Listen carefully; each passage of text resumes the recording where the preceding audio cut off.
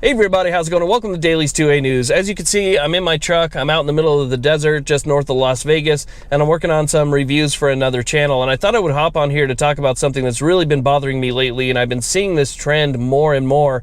And it's something that I think needs to be discussed because it could be a potential problem for the Second Amendment in the future, and we need to understand exactly what's going on now. I think it's a very pressing issue, so let's talk about it.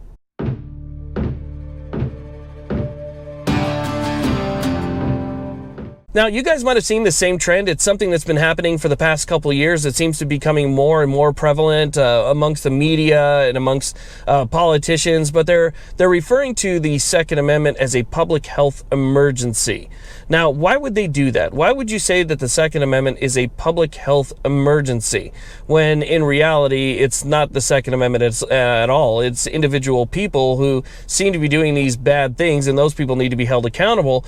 It's not the Second Amendment or anything to do with the Second Amendment that's actually causing any of the problems that you're seeing out there. Individuals are making an individual choice to do something bad and do something negative, and those are individual people who should be held individually accountable. And if you just turn the word individual into a drinking game, I don't blame you because, well, that's the problem here. That's the problem. It's individuals that are causing this problem, and we need to make sure that we take care of those people and we prosecute them accordingly. It's not the Second Amendment. It's people who are choosing to go down the wrong path. Regardless, they're trying to portray the Second Amendment as a public health emergency. Now, again, why would they do that? Well, you've seen what they've been able to do with other rights under that same guise. So the First Amendment, your freedom to assemble, your freedom to leave your house, your freedom to go to church and be able to worship, and you know, those freedoms, all of those freedoms got affected. And how did they do it? Well, through a public health emergency, right?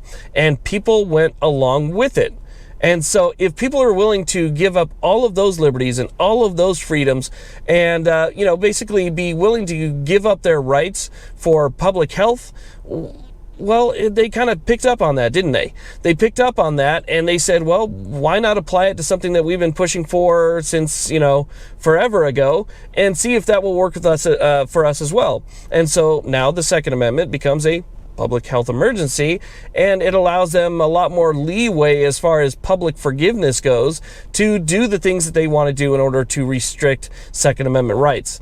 That's the public health emergency that they're going after. They're, again, just basically using words. They're using terms. They're using definitions in order to change public perception, in order to get the support that they want, to pass the control that they want.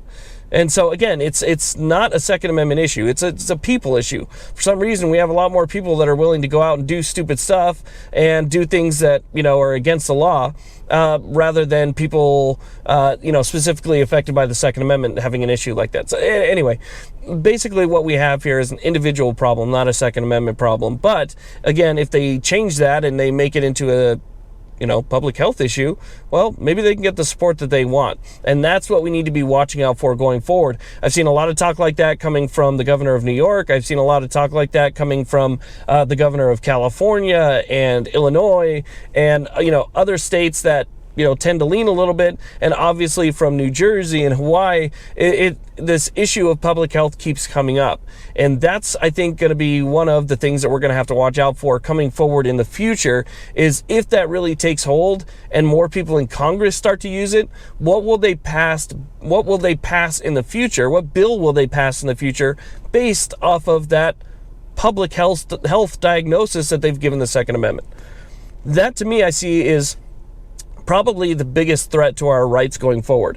That's what we need to be looking at the most. And so I just wanted to bring that up, get your thoughts on it. You guys are great in the comment section. You guys are always, you know, down there discussing things. And I was curious if you've seen the same thing, the same trend that I have, and if you think that's also going to be a problem going forward, because I feel like they're going to latch onto that. And I feel that that could be a pretty big issue in the coming years. I see once they start to get a handle on all the other issues that are happening right now, that's what they're going to pop on next. Anyway, I just wanted to talk to you guys about it. I want to thank you all very much for watching. I really do appreciate it. Please like, subscribe. Have a great day.